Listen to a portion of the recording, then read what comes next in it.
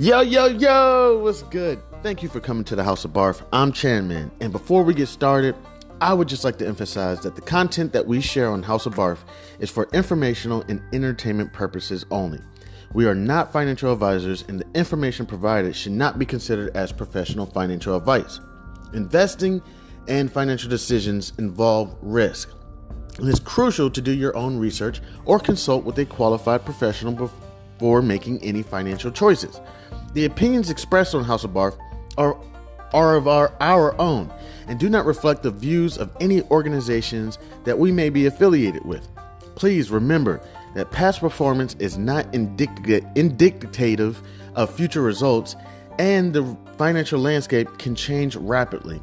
Always conduct thorough due diligence and seek financial advice from a financial advisor tailored to your personal needs and circumstances. By listening to this podcast, you agree that the host and in the future, if we have any guests, are not responsible for any financial decisions you make as a result of the information presented on House of B.A.R.F. Now let's dive into today's episode. Yo, yo, yo, what's good? It's Chanman, House of B.A.R.F.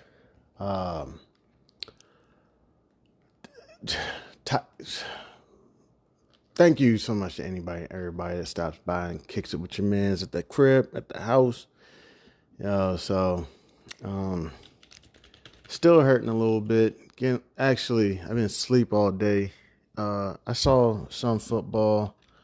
I watched the first game. I can't even remember who the first game was. Bills and They won. Steelers. That was actually a really good game. It had me like edge of my seat. Didn't know if the Steelers were going to make a comeback. I just mess around sometimes and just be like, man, they call them the Steelers, not because they work in the factories. Because for some reason, they always figure out a way to come and steal the game. But they had that Steelers mentality kind of cooking up, and then because, when the Steelers are in the playoffs, I mean, you could pretty much guarantee that's a Super Bowl for the Steelers again, but not this year. It just didn't go. And plus, we got this whole, head coaches are just getting terminated left and right. Maybe for some individuals, it just doesn't work. You know what I'm saying? So maybe it just didn't work for Tomlinson. Maybe he was like, yo, I'm trying my best to try to maintain his position. I believe he has one more year on his contract or something like that. But I mean, people don't realize sometimes that stress and anxiety, which, being in, the NFL, that's stress and anxiety any given Sunday. And then, I watched the first half of the second game, Philadelphia and Tampa Bay, and then dozed off at the second half, as it was beginning, just passed out. Did also take a look at the Iowa caucus, and it was, so it was one of the last things on my TV, and I wake up and they're still counting or something. I'm like, yo, I thought he already had it, 57% or something. But they were still. But I get it though. I actually worked at the Board of Election once or twice. I think did I do it twice? I think I did it twice. 2008 and 2012. And even after the decision's been made, we still were there. 2, 3 a.m. in the morning counting. The decision was made at 11 p.m. who was going to be president or something like that. But we still have to continue to count all the votes, you know what I'm saying? And blah, blah, blah. So I got it. I was like, oh, they still counting, but I think it's finally been decided that, who won. Or at least the Iowa caucus or whatnot. And I don't even know exactly everything of what that entails or what that means. I'm not the expert on politics. I'm not even going to pretend to be. I am going to work on getting better at it in the future to start understanding, from things from very basic levels of, what I'm saying, I'm a little past checks and balances. You know what I'm saying? I'm a little past that. That's the one thing everybody likes to jump to is, well, do you remember that cartoon when you were a kid? I am a bill. And it's like, yeah, okay. Well, maybe I do need to just start there. You know what I'm saying? I'm like, yes, I remember it. You know what I'm saying? It's like, you got to learn how bills are passed and, do you know your branches of government? It's like, yes, I do. And blah, blah, blah. I'm not, but maybe I just start all over and really get to understand politics because, just how, things are passed, how things are working. I think because that's one thing that we truly don't understand. Not everyone, but people like myself, uh, and not so much. I want to vote for, not saying, I'm just using this as a hypothetical, but I want to vote for Donald Trump. Why? Because he speaks the truth, or he sounds like people like me. Like I don't want to, I really don't want to be that person at all. You know what I'm saying? I really want to know like what bills, whatever that his party is trying to pass or his administration is trying to pass, things that they've done in the past and what they plan on doing moving forward, and just how that's going to affect myself and the generations that come behind us. Just try to get that all figured out. So yeah. In the meanwhile, was taking a look at my Forex account. It's doing awful. But I think I understand why. And it's all good. Seriously, I'm going on 2 months now trading Forex. And I'm sitting there, I'm like, man, what is going on with this account? Like, because I'm like, I thought the USD would probably be a little bit more powerful than the JPY. And I shorted it, but I had the wrong concept in mind. I was thinking, I don't know what I was thinking. Like I was thinking that you're buying and selling the quote price. So there's two currency pairs. There's the first pair, like in this case it's USD, and the second one is JPY. And if you know this stuff already, you know it. So I'm sitting there thinking that, if I'm buying, I thought I was buying the quote price against the base price. And I thought that if you sold, you were selling the quote price against the base price. So I went ahead and I looked it up and I said, wait, I got something mixed up. I got something wrong. And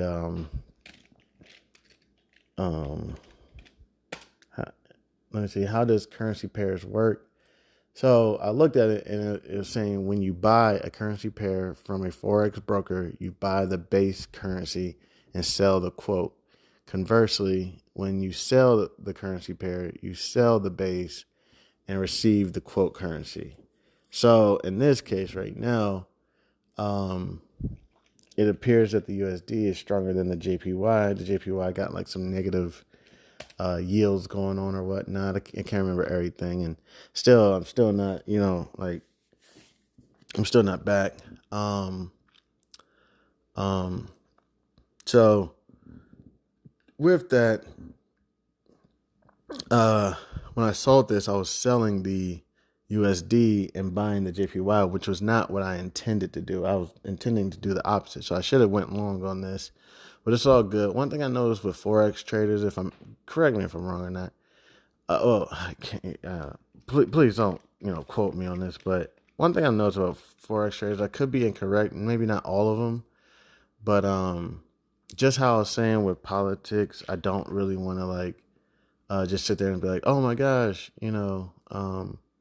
they look and sound like me, so I'm gonna vote for them or whatever. I want to actually know like what's going on. What are these people trying to do? Like, how do we know that they're not trying to like have some agenda that I don't know is I don't know total control or whatever, what I'm saying?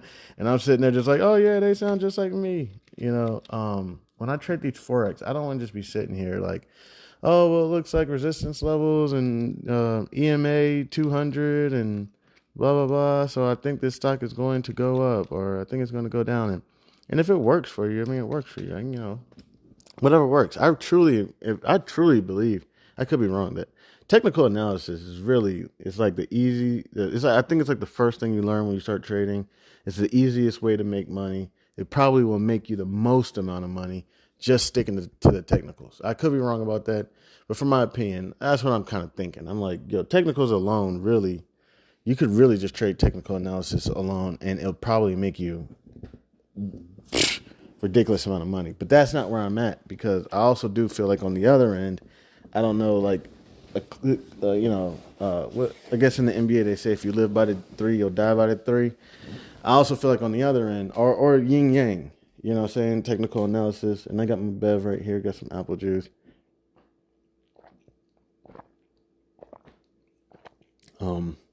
Finally able to hold water. Finally able to hold juice. Still not fully yet, but at least I'm able to hold it for a little bit longer. So yeah, even with the Forex, or with the technical analysis, I do believe that even though it will be the thing that makes you the most amount of money, I think on the other end, the yin and yang to it is, it'll also be the thing that will cause you, and I understand you can use your order types, definitely use your hedge positions, use your strategies, so that's what I want to do with Forex trading is, I want to make sure that I'm not just sitting there trading on the technicals, you know what I'm saying, that I actually understand, like, oh, the USD plans on cutting rates, I don't know, like 2% in 2024, which will, make the dollar stronger or something. And JPY has a negative interest rate, and that's what's causing it to go down or something. And just understanding, what's going on, so I can actually make my sound decision. Because now I do feel like when you use other types of analysis, that you are creating a more, I would say, I don't know the word, but like concise, more consistent. I would say for me personally, that's more important to me. I understand everybody be like, yo, the goal is to make a lot of money, a lot of money, a lot of money. Yes, I get it. That's the goal. I get it. But for some people, that's not the goal. Just to make a lot of. What if you are somebody that has a lot of money? Maybe you are one of those people who are like, I made $1 billion this year, and next year I'm going to try to work on my second billion. I get it. I understand. Some people are like, hey, I'm okay. I'm not, I got a lot of money. I'm good. What I need is to protect that principle, and if I can, make a little extra chicken on top of it, and that is where I'm at. So it's not that I don't get a twist where I'm just like, oh, I don't want to make a lot of money. Yeah, I do. It's the goal, but also I would rather have consistency in my strategies than just 1 year I'm making this year I made, I don't know, 20%, and then next year I'm making 7%, and then the year after that I make 33%. And of course you could go on average and say on average I'm making whatever 15-20% or whatever. But for me, that's just all over the place. That's a little ridiculous. Where if I could have a consistent 7%, and I would. That's just me. I'd rather have that.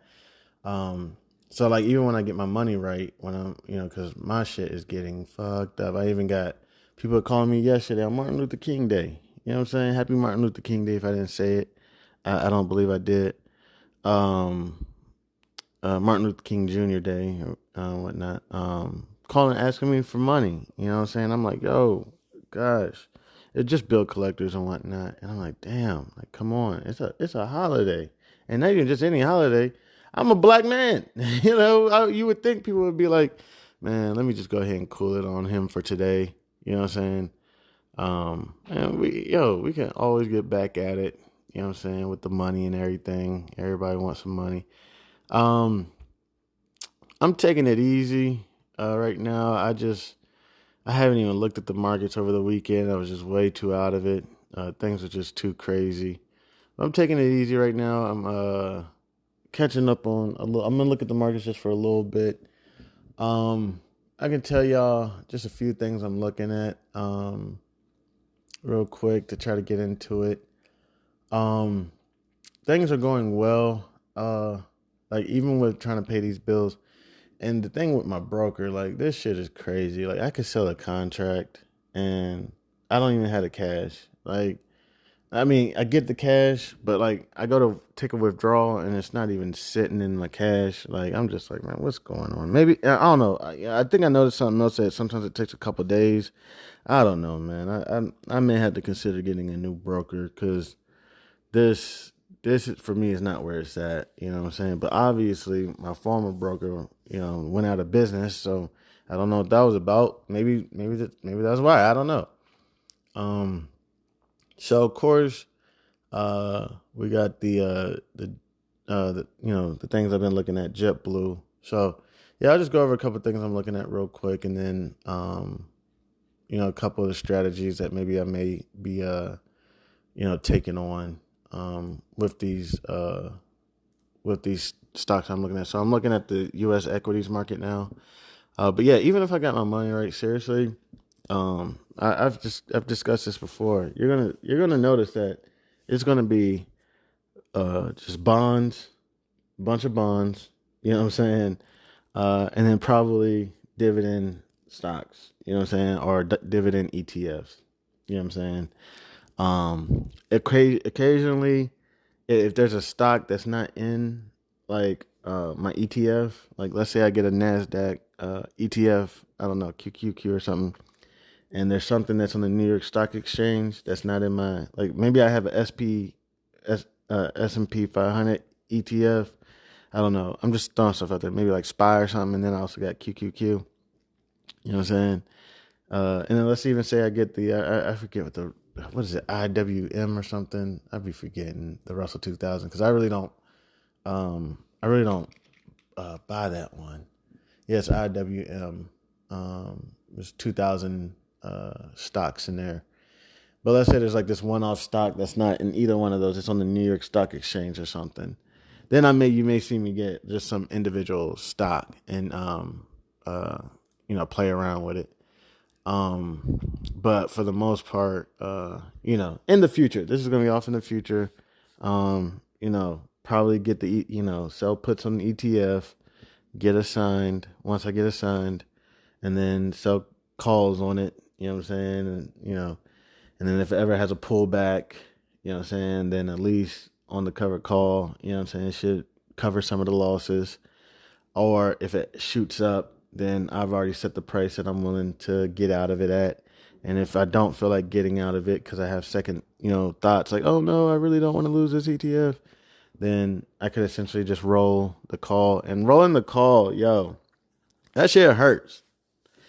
And that's why even to an extent, I'm even kind of like, just put the order types on the I don't know what it's called, but on the hedge position, like just put an order type on it. Like this isn't advice. I'm thinking about doing this shit for myself. Like instead of um when you see the joint shoot up, it could do it overnight. You know what I'm saying? And you have no idea. And it shoots up, and then like you haven't been assigned yet. Nobody's assigned you. You're like, okay, I'm still in it. But your contract could be, it could be like way out of control. And then you roll the position, and with rolling the position, you have like this tremendous loss. So like, your contract could be down, 50% or something.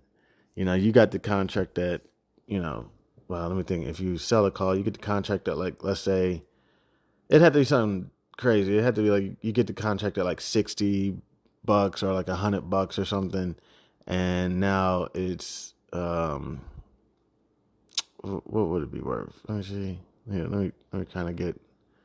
Let me look at one of mine real quick. Yeah, Yeah. So you would get it at like 60 or something, and now it's worth like 120, something like that. It'll be out of control. It gets out of control. You could be down 50%. You could be down 100%, whatever. You know, and then so you want to roll the position. Rolling an option just essentially just means like simultaneously closing a position and reopening like an opposite position. So simultaneously, you like let's say you sold a call. Simultaneously, you buy the call and then you sell another call. So when you do it, I've noticed a couple things. I don't notice the position like necessarily. I don't know how to describe it. I don't see it like in my realized gains and losses. I'm not sure if this is just with this BD. Like I don't see it in there. Like when I go see, like, did I realize it? You know what I'm saying? I gotta look. I've noticed a couple things. It's not completely closed yet compared to if you just close down a position and reopen a position. I feel like it appears. You know, when you simultaneously. So even if you like, so when you this is just some things I noticed. Like I'll go look for the position in my realized gains and losses, and I'm like, yo, where's it at? Like I don't know. Did I miss something? Like shouldn't it be showing? And I'm not sure. It doesn't show. I'll look again to see, yo, did it pop up? Did that huge loss I took pop up? But on the other end, um, um, essentially, so let's say you sold a contract like at like 120 or like at 60 or something. You sold a contract at like 60, and now it's at like, I don't know. It's at like 75 or something. It's gotten away from you. You know, you didn't put the order type in or whatever. And besides the strike price and everything, whatever, I could get to that as well. But essentially you're like, I don't really want to lose this ETF or this stock or whatever. I'm gonna go ahead and roll this contract. So simultaneously you're gonna buy it back at whatever price it is. You got it at 60, now it's at 75 or 80 or something ridiculous. You're going to buy it back at 80, taking that $20 loss per contract, which comes out to be about 2 G's or whatever. And then simultaneously, you're going to go sell another contract. But you're going to go sell it, at like 100 or something. You know what I'm saying? And it's going to be like way in the future. You know what I'm saying? So now you're going to start getting into those 100 days, probably even 300 days, maybe even 700 day contract, which is fine, which is cool. And again, I'm not the expert, which is cool because if it ever does have a pullback, you know what I'm saying, your contract is going to be large enough to withstand that pullback. You know what I'm saying? Your max gain is going to be the $120. You know what I'm saying? If you, let's say you saw the contract at $120, your max gain is going to be that 120, but that would be if the stock went down to like, I don't know, 0 or some shit, or if it, so we know it's not going to go, well, I don't know, but let's just assume that it's not going to go there. But let's just say it has like your underlying stock, was at, 200 and has this major pullback where it loses, I don't know, 10%, and now it's down to like 140, 150. So your underlying took, like a huge loss, 13, 14, 20% loss, but your cover may not cover all that. So let's just say, just in monetary numbers, let's just say you lost $2,000. I'm not going to say your cover call is going to cover the whole $2,000. It might, you know what I'm saying? But it should cover a good position of that. So you'll see a $2,000 loss on the day, you know what I'm saying, due to some sentiment or something. But then that $2,000 loss is then actually just a $600 loss or something, because $1,200 was covered by your contract. And based on your contract, due to the time decay and delta and gamma and vega and rho and blah, blah, blah, and all that stuff, is what determines it. You know what I'm saying? So like, even if your stock pulls all the way back, has a huge pullback, you know what I'm saying, but your contract is, I don't know, 700 days or something, your contract's not going to cover all that. I wouldn't think so. I wouldn't know, because there's so much time left on the contract. So, and then you can make a decision. Like, you lost 2 G's on the previous contract, you know what I'm saying? And then maybe now it's kind of like, oh, snap, I kind of got those 2 G's back. You know what I'm saying? You make your decision. I don't know. I've had some people tell me I don't really get rid of the hedge position until no more than like a week out. You know what I'm saying? Which I get it. Because when you sell a contract, let's say for $120, remember, you multiply these by 100 because one contract is 100, potentially 100 shares. You could easily say to yourself, well, essentially a contract for $120 is essentially $12,000. Um, you know, you could say, you know what, this contract is, days and days, years out, whatever.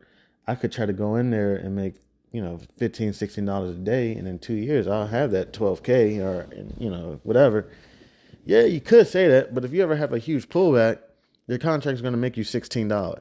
Wow, you had a $2,000 loss on the underlying and you made a whopping $16 to cover it. You know what I'm saying? So, you just decide what you want to do, and how you're going to handle it, and just decide, what's the best thing. You may be like, you know what? I never plan on getting rid of this underlying. It's like, that's just the way I go about it. I never plan on getting rid of it, and I'm not saying that that's the best strategy in the world. You know what I'm saying? I'm not saying I'm against it. My thing is, like, for years, I've been a long-term investor. One second, I'm about to take a sip of my bed.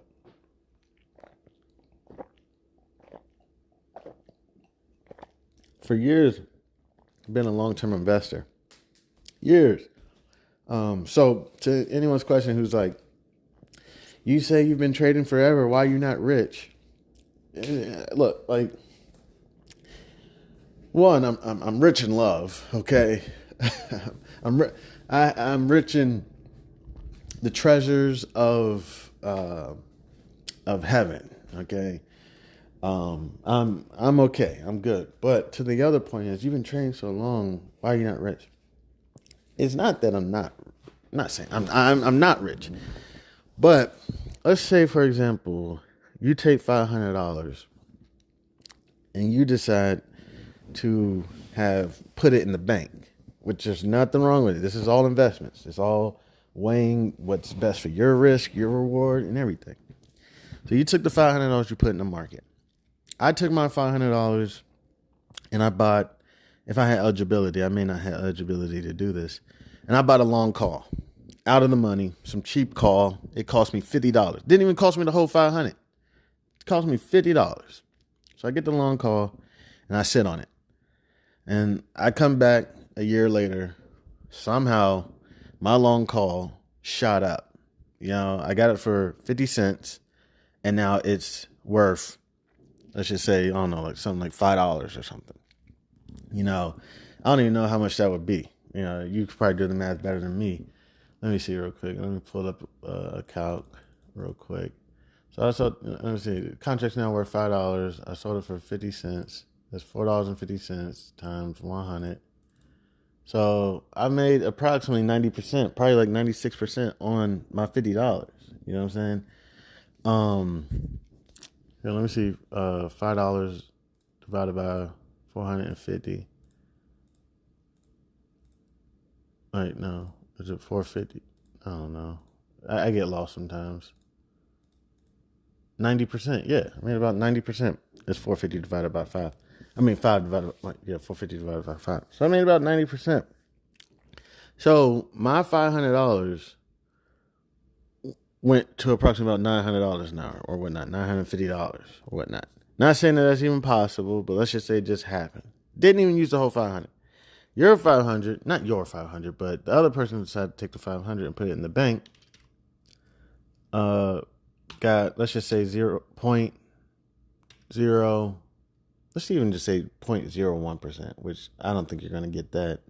I don't know what the rates are right now. I think they're at 5%. All right, fine. Let's go ahead and do that. 5%.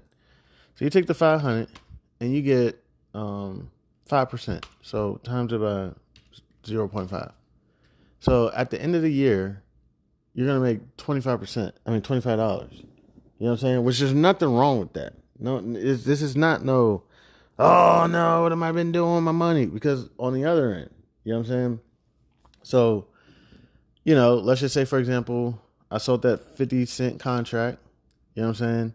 And I come back a year later and it expired worthless. I lost, I lost $50 and you made $25. You know what I'm saying? So, it really just goes either way you want to do it, how you feel, whatever. So when it comes to people saying, you've been training so long, blah, blah, blah, why are you not rich? And it's like, yo, my strategies are not what everybody else going on. There's other people that are going to be out there doing some wild shit. They're going to be putting it all on red. You know what I'm saying? They got a perfect strategy. I was listening to this one guy talk about DWAC.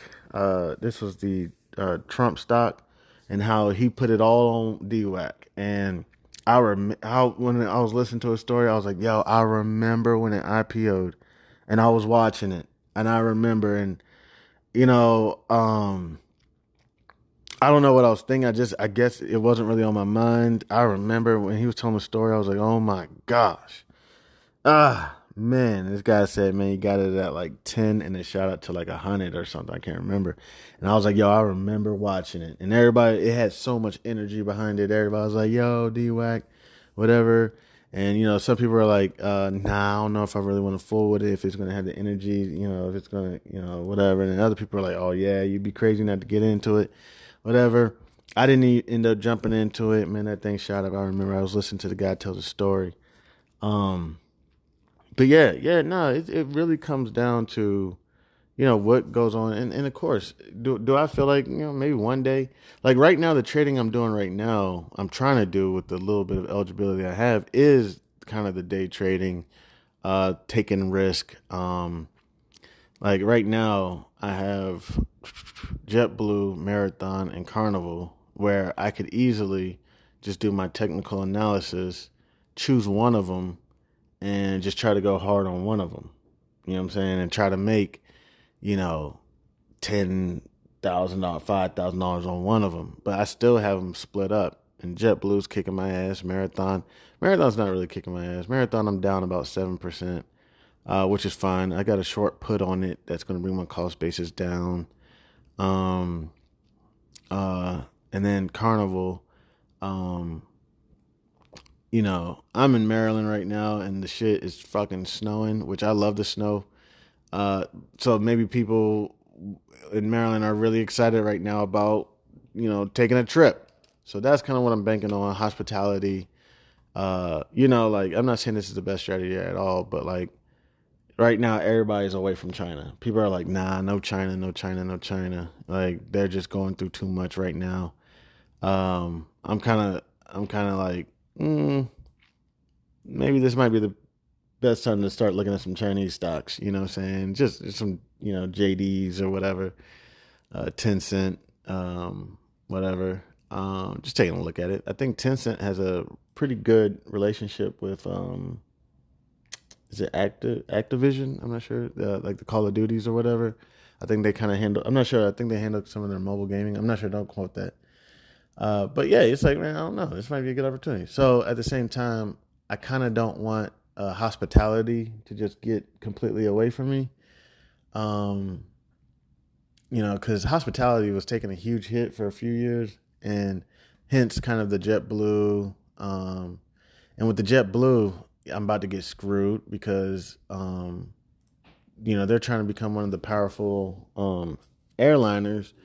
But if I don't find some money soon, I'm gonna have to get ready to get up out of this position, and watch after they get out of court. Right now, JetBlue's like in court. I don't know if it's some antitrust or whatever. Essentially, they really try to prevent monopolies, oligopolies, whatever. Because I really don't know all the reasons, but that's just not what they want. I don't know why. I mean, I don't know how to describe. I guess that might be something, because you just don't want to have one company. I mean, I guess getting too powerful. Let me just check real quick. Why do we not want monopolies and oligopolies? My microphone ain't been working. I don't know what's going on. I think because I was doing those interviews, I think somehow I messed up my micro. Because, like, I don't know, man. I can't stand some of these computers. It was like my camera wasn't working and some shit. I'm sorry to say it, and I never had these issues with Apple. I don't have an Apple device right now. You know what I'm saying? I never had these issues with Apple, and that's why I'm about to get an Apple next time I purchase another computer. Let me see. Um, why do we not want monopolies? Monopolies. And what's the other word? Oligopolies? Oligopolies. All right. Monopolies are generally considered to be bad for consumers and the economy. When the markets are dominated by a small number of big players, there's a danger that these players can abuse their power to increase prices on customers. Okay, so yeah, that's just they can abuse their power. You have no other place to go. I mean, think about it. I love to talk to my trap stars. Think about it. You're the only business in town, right? And just because you can, you do. Just because you realize like, look, we're the only business in town. Um, shit, just I don't know, take like some bag that would cost $50, and just because you're the only business in town, and just because you can do it, and people are going to pay it, you mark it up 100%. Now you're selling it for $100 just because. You know what I'm saying? And and for some reason you're getting more business than ever. I've realized that with people, you treat them like shit, they stick to you. You treat them good, you say, you know what, I'm not gonna mark it up just because I'm gonna mark it up, just a few dollars because we don't need to. I'm gonna mark it up $60. People get mad at you. You cheating me. It's like, no, dog. Actually, I'm helping you out. You mark it up to $100. People are like, oh, can I get two of them? So that's why we really worry about the monopolies and whatnot. And then think about it. You decide that you want to cut your business off because, I don't know, you're having a hissy fit or something, or you're going through some drama, and you say, you know what, we're cutting everything off. Well, now people are short. You know what I'm saying? Now we're stuck. Like, yo, what's going on? And it's like, oh, they cut the water off. It's like, oh shit. All right, well, can we go anywhere else? It's like, yo, they're the monopoly, they're the oligopoly, whatever. There's nothing we can do. So yeah, I guess so. I forgot why I was even touching on that. Forgot why I was even bringing that up. But yeah. So I'm taking a look at a Carnival because I don't want hospitality. JetBlue. Yeah. So JetBlue is in court right now. Trying to acquire. I thought that they already acquired it, and I thought maybe Boeing came and picked it up or something, but I guess not. So they're trying to acquire this other company called like Spirit or something, and this is essentially going to put them, I guess, with the big dogs. So they got their Air Serbia contract, I believe. They lost their American Airlines. I don't know. I guess they had a contract with them. I guess they lost that. And then they're working on Spirit Airlines, and this is going to be able to put them with the big dogs, such as the Deltas, the American Airlines, the Southwest. I'm probably leaving another one out. But they're going to be in court for a year, and I don't know if I have a year, so I may have to get ready to figure out how I'm gonna get out of this position, and then maybe do one of those risky, just put it all on one company and see what happens. You know what I'm saying? Because I mean, seriously, with all I got these legal issues going on, I got these personal issues going on. With all these things going on, money is just hemorrhaging, and of course, people are like, oh, just sell the home and whatnot, or try to rent it out or something. And I'm trying. I'm gonna get to that point. There's a whole lot. So I don't know how much longer I got. And tax season's due, and I know I made a bunch of distributions this year, but hopefully, there's going to be some, way that they can work with me, because look at my economic situation is terrible. It would be awful for the IRS to be like, well, you owe us a bunch of money. And I'm like, dude, like here's the paperwork from the banks and everything. Here's my termination letter. Like, look at this, and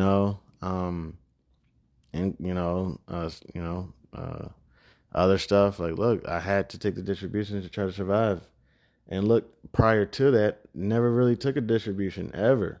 Just was sitting on it. Some of my funds were from when I was supposed to be 60 years old. Now I got to start all over. Seriously, I got to say, really look at the person you surround yourself around. Like, seriously, if you even start to get a whiff of like, yo, this is not like a good situation, like, I would seriously say get out, because like the person is going to tear you down inch by inch, centimeter by centimeter, everywhere you go. Whether they know they're doing it or not, or whether, they're possessed by some demon or not, mental illness or not, whatever it is, you're like, regardless, either way you turn, they're going to tear you down. You get that tuition reimbursement program from your office so that you can go to college. All of a sudden, they somehow take the money from you or something. You know what I'm saying? You get an opportunity to start finally working on your weight. You know what I'm saying? They somehow rip that away from you. You get the opportunity to finally get that job that everybody in the world talks about how they hate their job. You finally got that job that you like. Somehow they figure out how to take it away from you or whatever, or try to, you don't want to go around blaming everybody, but they make it really hard for you. And now you're finally starting to build your account up. Somehow they find a way to take it from you.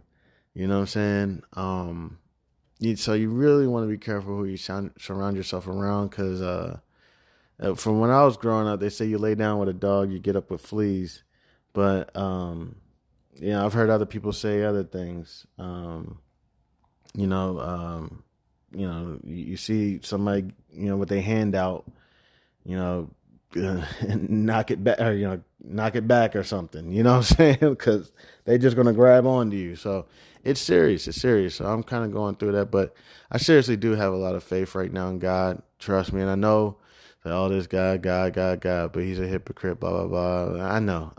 Trust me. And I'm going to get right, Maybe I'm making excuses. Maybe I never get right. I don't know. But, again, things about House of Barf is not necessarily that I'm the guru or I'm the GOAT or anything.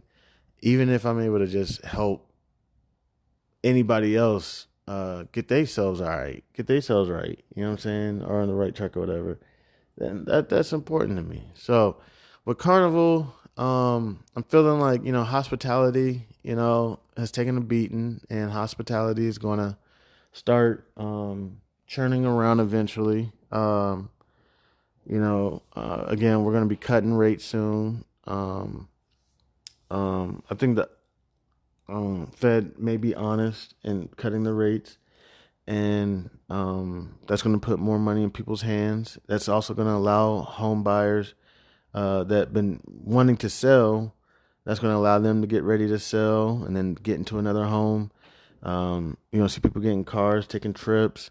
So I said, okay, let me take a look at hospitality. And I took a look at the other ones. I took a look at Royal Caribbean. I took a look at Airbnb. And I took a look at Norwegian. I'll pull them up real quick. And here, let me take a quick break real quick. And then I'll be right back. And then I'll get ready to wrap it up. Cause I'm going to get ready to doze off.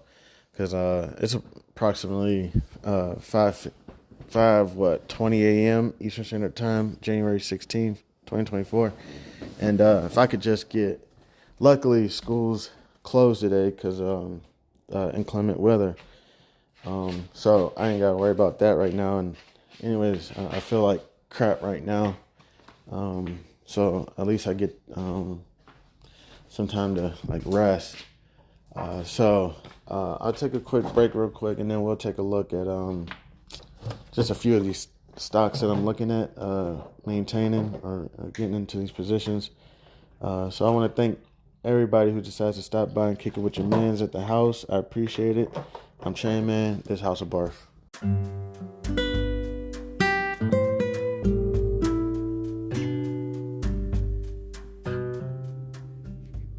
I am thrilled to introduce you to an exciting new storybook journey that I believe will capture your imagination.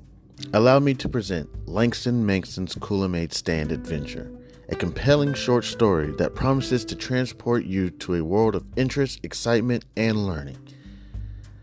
The title of the book is Langston Mankson's Kool-Aid Stand Adventure by Chandler Hayes. In a world of colorful imagination and captivating stories, a new children's book has emerged to empower our young minds with crucial life lessons, life skills, and financial literacy. Langston Mankson's Kool-Aid Stand Adventure is a cheering short story written by a talented Black author who understands the importance of equipping our youth in the early stages of life with the tools they need to navigate the realm of money, savings, and smart choices.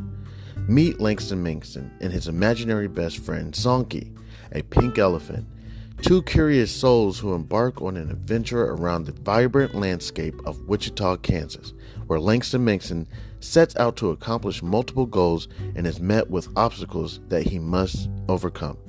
Langston Mankson and Zonky discover valuable lessons of talking about finances in the home in order to gain knowledge. Langston Mankson, with a little bit of confidence, the guidance of supportive parents, the help of community members like Mr. Tiller, and his imaginary best friend Zonky, Langston Mankson learns about the value of money and how to save, the importance of making thoughtful spending decisions, the significance of thinking outside the box when met with challenges with money, and the joys of sharing with others. Through relatable experiences and engaging storytelling, young readers are introduced to the fundamental concepts of money, such as earning, saving, and spending responsibly. Langston Mankson set savings goals, teaching children the importance of planning for future needs and dreams. The book celebrates diversity and the different perspectives on money, shedding light on its role in different people's lives.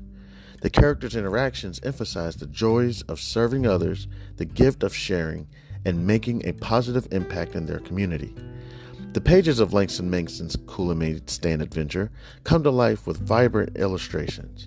The colorful and imaginative visuals not only captivate young readers, but also enhance their understanding of complex financial concepts. Langston Mankson's Kool-Aid Stand Adventure is coming soon to bookstores and online realtors. It is a must-have addition to any child's library, fostering essential life skills while sparking the joy of reading.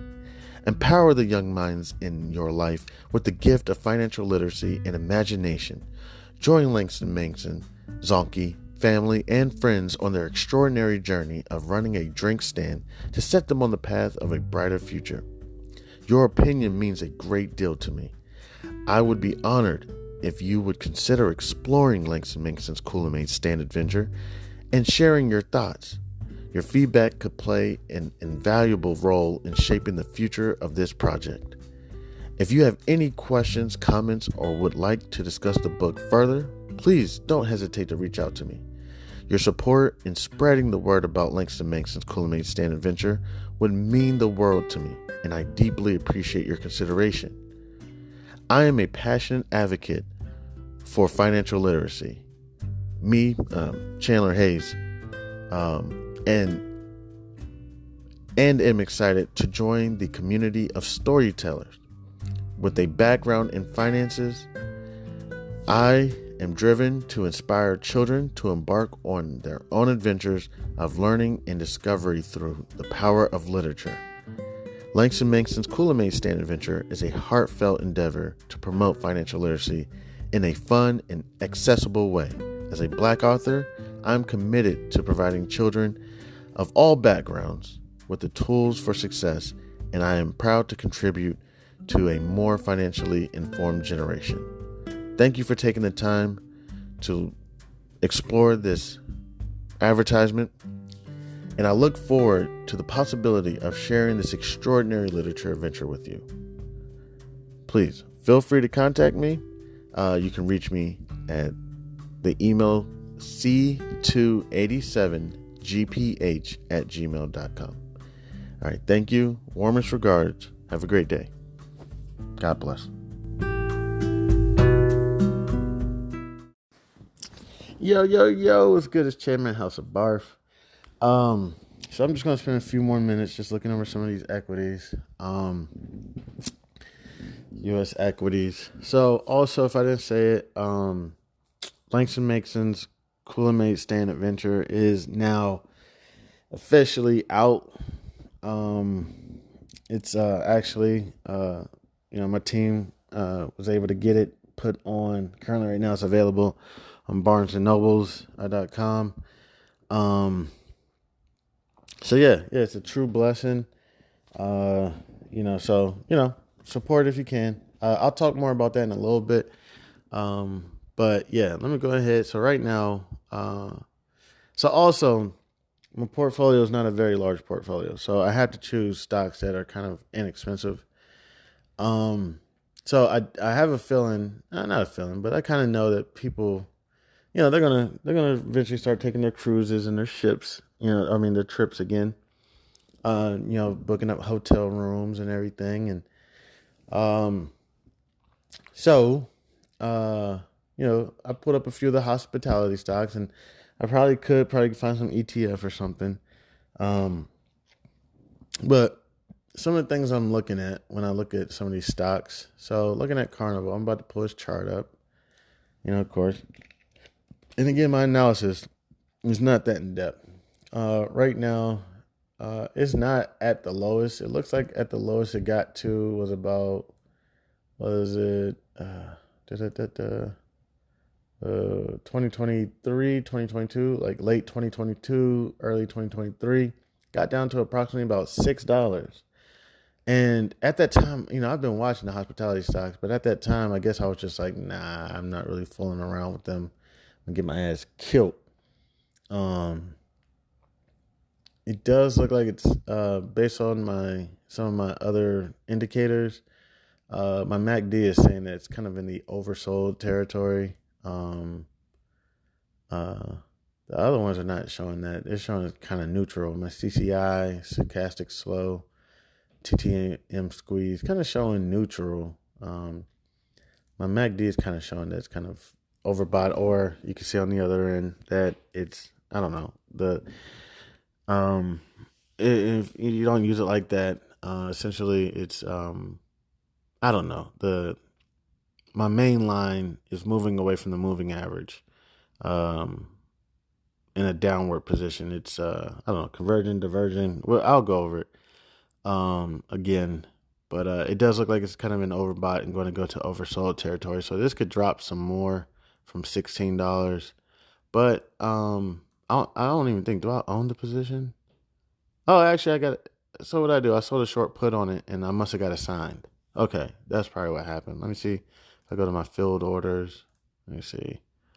Let me go back a couple days. Let me go back like 20, 30 days. Oh, no. Yeah, let me go back like 30. All right. So, and CCL is the ticker. All right. So, yeah, I sold a put, strike price 17. I sold it for 7 cents. So, yeah. Let me see. That helped out get like one share, you know. So got assigned. So yeah, so I have the underlying. So now I'm gonna go in and probably, try to sell some calls on it, or I could probably sell another put if I got it. And probably get out of the position. But something I kind of saw on CCL, I'm not sure. I kind of forgot why I picked CCL. Probably because one, it was cheaper, but it looked like it's been getting crushed. And look, I'm noticing that in 2021 it brought in approximately about $2 billion, and in 2022 it brought in about $12.2 billion, with earnings at negative 6 billion. Oh, okay. And then in 2021 the earnings were approximately negative 10 billion. Who has the money to just, wow. And then 2022 they lost approximately about 6.1 billion. And then in 2023 they made approximately about 21.6 billion, with a 74 million loss in earnings. So that's just a couple of things I've noticed that, okay, they may have hit their rock bottom, and they may be kind of turning it around. Take a look at in 2021, and I'm not sure if this, I don't know if this, I think this is annually. Yes, annually. So in 2021, they made approximately about $2 billion in total revenues. And in 2022, they made approximately about 12 uh that let me see, 12 no. Okay, this must be in the billions. Okay. So in 2021 they made about $2 billion in total revenue, and in 2022 they made about 12 billion. Um let me see something real quick. Uh that's what I want to look up what TTM means. Sorry, I know I should probably know this stuff. TTM stocks. Trailing 12 month refers to the past 12 consecutive months of a company's performance. Okay, so looking at their TTM, it's at approximately 21.6 billion. It doesn't look like they have the total revenue for 2023 yet. Um, Now on the cost of the revenue, um, it looks like in 2021 it was approximately about 4.7 billion. 2022 was about 11.8 billion. So it is increasing substantially. Um, but it looks like the revenues are, well above the cost of it. Um, and the operating expenses are pretty standard from 2021 to 2022. Um, let me see. Let me see. I think I saw some where shareholders. Let me see. Net income, um, common stockholders. Let me see if I said it. Yeah. Net income common stockholders does look like it's decreasing. So in 2021, it was like negative 9.5 billion. In 2022, it was negative 6 billion. So it doesn't look like it is increasing. It doesn't look like a lot of common stockholders are in this. Now, I would like to see the short interest. Let me see real quick if I can find that. Crap. I'm using Yahoo right now, and this isn't one of my main uh um things that I use. So I don't know exactly where everything is. But I've been starting to use it more often. Let me see. Let me see if I can just go to Google and see their short interest. CCL short interest. I do like some other ones. Like I use like bar chart. I do like Finviz. I will admit it's been a little while since I've used it. Um, and I was using my other um platform. It was TD Ameritrade. Let me see. I'm going to Finviz right now. See if I can. All right. See if I can find the short interest. Okay, so it's approximately. Okay, so shares outstanding is about 1.1 billion. The short interest is 96.71 million. So it's not like there's a lot of short interest in there, but I mean it's a pretty good amount. It's approximately about 100 million of 1 billion. So that's a pretty good amount. Um, its beta is crazy. It's about 2.6% or 2.6. Um, okay. Um, Let me go back to Yahoo real quick. Let me see what else. Its PE ratio is not there because so they don't have any earnings. Um, and I'm not sure if people, I don't know what cruise line people use. Uh, so but people maybe start using Carnival. I'm not sure. So So I looked at some of those financials, and the price of Carnival at the end of market was at January 12th, which is 4 p.m. approximately 4 p.m. Eastern Standard Time. It's approximately $17. It's $16. Closed at $16.96. Now, if I look at like Royal Caribbean right now at the end of market, January 12th, 4 p.m. Eastern Time, it is approximately about $121.21. Um, and Royal Caribbean, 2020, approximately 2.21 billion earnings, negative approximately 6 billion. 2021, approximately 1.5 billion earnings, approximately negative 5.3 billion in earnings. And then 2022, approximately $9 billion in revenue and approximately negative 2.2 billion in earnings.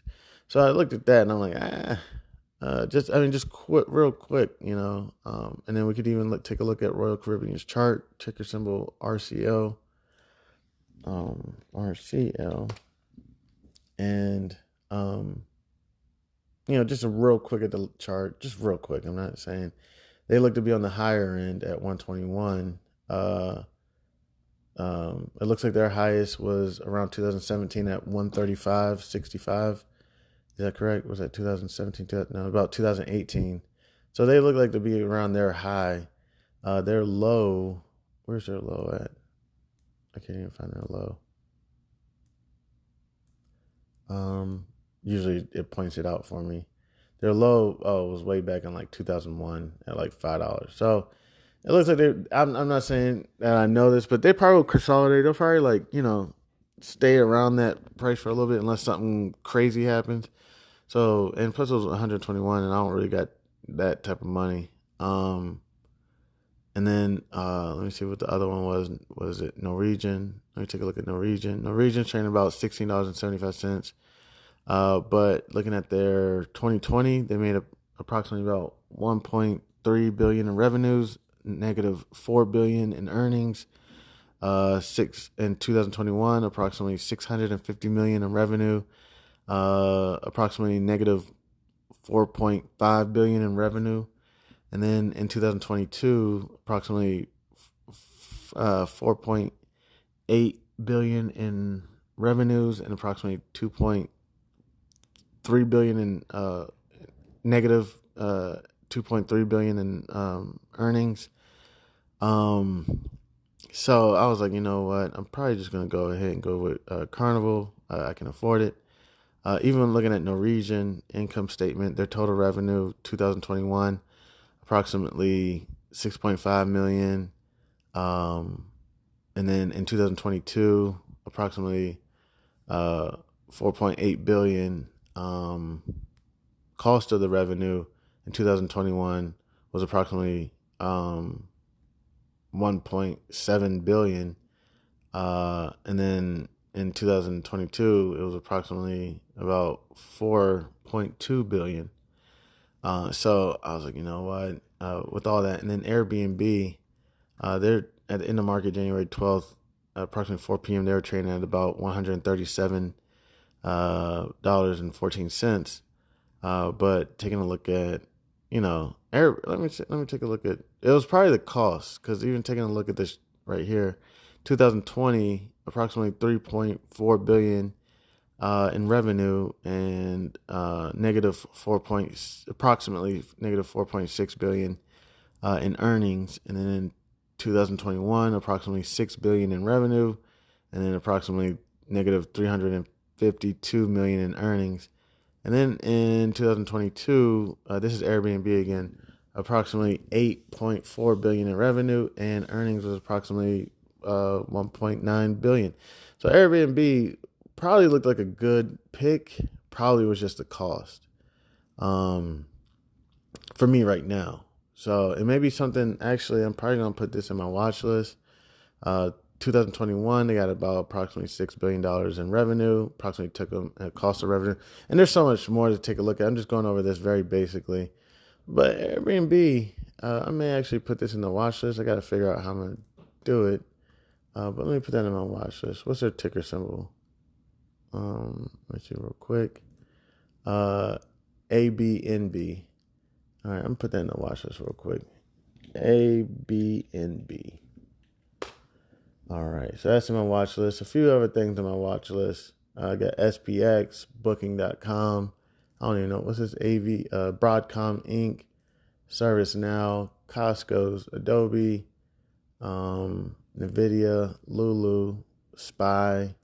What's this one? Lockheed Martin, VU, QQQ, Charter Communications. I think I'm going to remove that one. I'm not sure.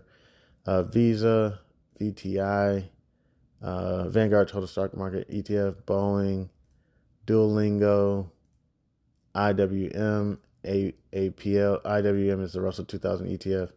Apple, VIG, Vanguard Dividend Appreciation ETF, Take-Two, Marathon Petroleum Corporation, PDD Holdings, Inc., Louis Vuitton, Moet Hennessy, Airbnb Now, Datadog, Merck and Company, Inc., Vanguard High Yield Dividend ETF, Interdigital Inc., Taiwan Semiconductor, ExxonMobil, Innovative Industrial REIT, Shopify, McCormick, Anheuser-Busch, DocuSign,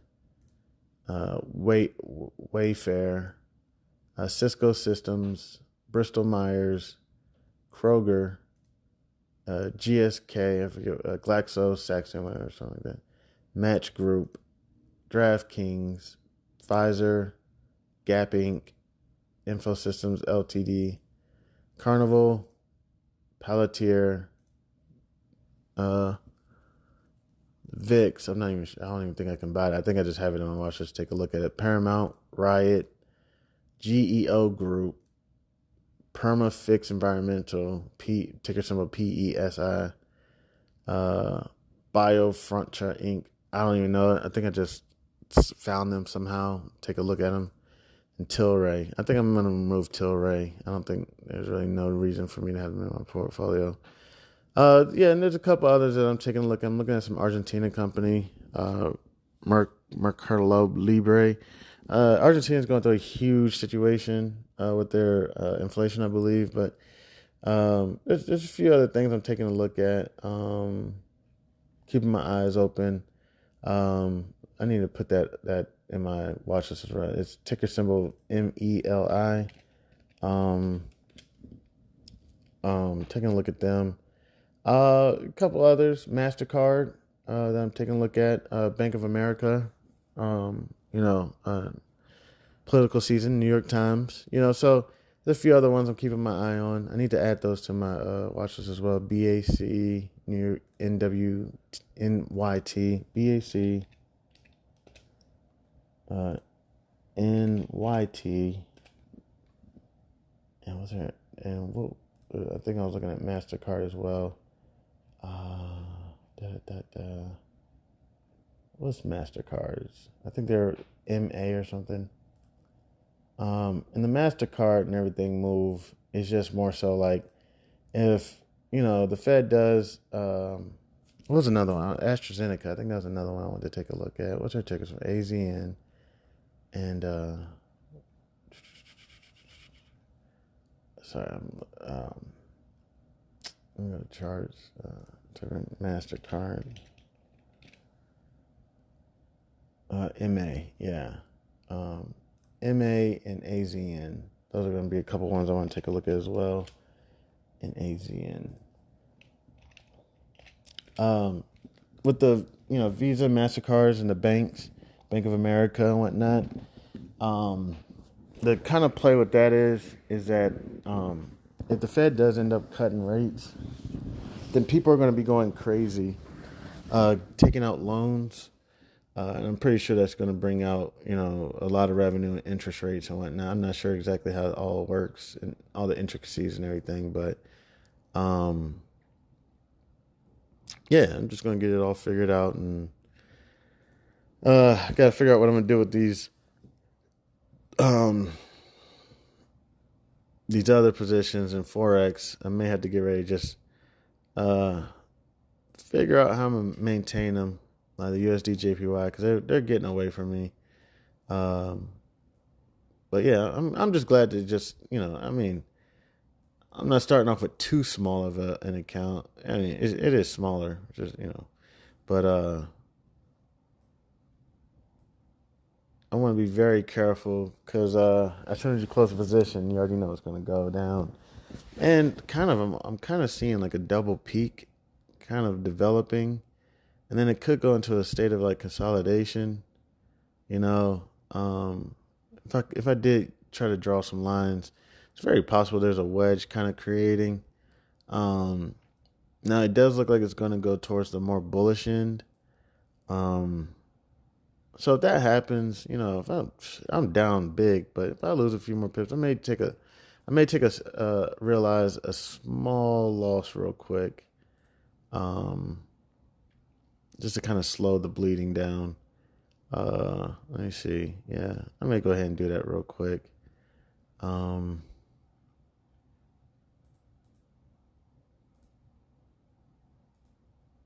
yeah, I'm gonna maybe like 25% or something. Let me see. I'm gonna reduce probably by like 25%. Yeah, yeah, I'm gonna go ahead and do that. And suffer or realize a real loss, and just kind of let it do what it do. And then I'm gonna figure it out. I gotta figure out what I'm gonna do. Probably, figure out yeah, that's what you do. You get in a situation, you figure out how you're gonna get yourself out. So again, I just want to say thank you to everybody who decides to stop by and come kick it with me. I appreciate it. Hopefully you enjoyed your weekend and you had a great holiday weekend. Hopefully you're staying healthy. And hopefully, we'll get wealthy. Put God first. Take care of your family and your friends. You know what I'm saying? Y'all take it easy. I appreciate it. I'm Chanman. This is House of B.A.R.F. Well. Introducing the Listener Support Program, fueling the future and quality of House of B.A.R.F. Dear loyal listeners, at the House of B.A.R.F., we strive to bring you the most engaging, informative, and entertaining content every day into the world of business, accounting, regulation, and finance. We strive to provide you with expert knowledge, practical tips, and thought-provoking discussions to help you excel in your financial endeavors. We are dedicated to fostering meaningful conversations, sharing valuable insights, and creating a community of like-minded individuals who are passionate about business, accounting, regulation, and finance. Producing high-quality content requires dedication, resources, and effort from a talented team of one, me, but in the future, hopefully I'll have a team. That's why we are excited to introduce our Listener Support Program. This initiative allows you, our cherished audience members, to play a pivotal role in shaping the future and the content and assuring House of B.A.R.F's sustainability. In the future, becoming a supporter, you will be able to enjoy a range of exclusive benefits. Benefits that I'm hoping to be able to bring eventually: early access to episodes, access to episodes that are not, public, that are not accessible to everyone, possibly even create better content. And then all those mistakes I make, maybe I'll put them in a separate episode. You'll be able to get some behind the scenes stuff, and other exclusive things such as merchandise. Possibly I have a children's book coming out, may be able to offer that. Your support goes directly towards enhancing the quality of our content, expanding our reach, our research, and investing in new resources and technology to bring you even better experiences. Your contribution will help us continue to deliver thought-provoking discussions, captivating stories, and insightful I didn't mean to say that. Maybe in the future, may possibly interview someone that will keep you engaged and inspired. Join us in shaping the future of House of B.A.R.F. by becoming a supporter today. Your generosity empowers us to keep our conversations alive and ensures that we can contribute to provide valuable content to audiences around the United States and hopefully in the future of the world. To support us, simply visit podcasters.spotify.com. Then you can get to House of Barf. Also, it is on Spotify. And support this podcast and become a supporter, and choose a membership tier that aligns with your preferences. Every contribution, no matter how small or how big, makes a meaningful impact and is deeply appreciated. Thank you for being an essential part of our journey.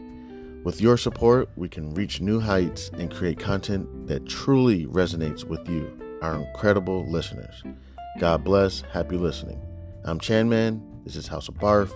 Again, if you would like, you can visit podcasters.spotify.com/pod/show/Chan-man7. And you can go to support this podcast and become a supporter today. Thank you. You can also reach me at c287gph@gmail.com. Thank you again. You have a wonderful day. God bless.